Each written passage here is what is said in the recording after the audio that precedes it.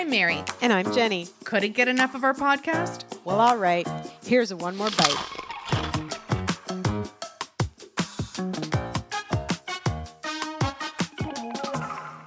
You know, all of the proverbs around kimchi centers around two things. One is war and one is marriage, which is sometimes the same. But anyways, the idea that the only thing, if you had a choice during war between kimchi and rice, you would choose kimchi. And that other proverb that Koreans know so well is that, the way in which you know that a relationship, a marriage is going to last forever till death do us part is how she prepares her kimchi.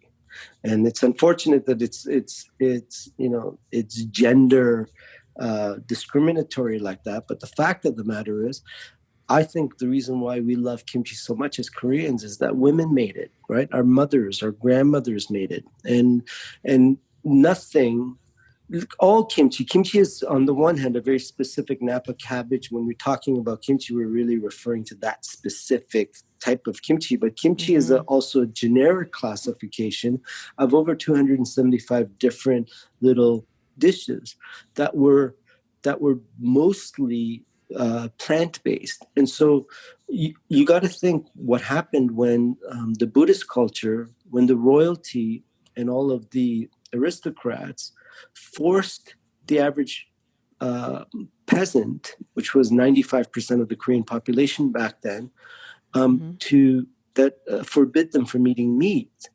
What you had was women, mothers, sisters, grandmothers who went out into the mountains, because Korea is a very mountainous country, and foraged for all kinds of roots and vegetables and plants and made kimchi out of them. And that's why the vast majority of kimchi that you see are all plant-based, because these women thought about how do we now, with the severe and long winters coming up, how do we nourish our family?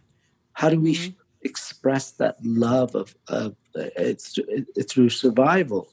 And of course, kimchi really, really exemplified and embodied that. And of course, kimchi is fermented. And so the challenge of how do we sustain our loved ones during the long, bitter winters when nothing was accessible, and by royal decree, we're not allowed to, eat our own chickens and cows. How do we deal with this? And so kimchi, for me, the specific one that I make, that people love, and the generic category, all embody or exemplify for me the idea of sharing and of love and nourishment as opposed to food. That's the Kris Kringle of kimchi, Chef Sang Kim. Pretty tasty stuff, right? Didn't catch the whole conversation? You can find I'm Not That Cultured on Spotify, Apple Podcasts, Stitcher, or your favorite platform.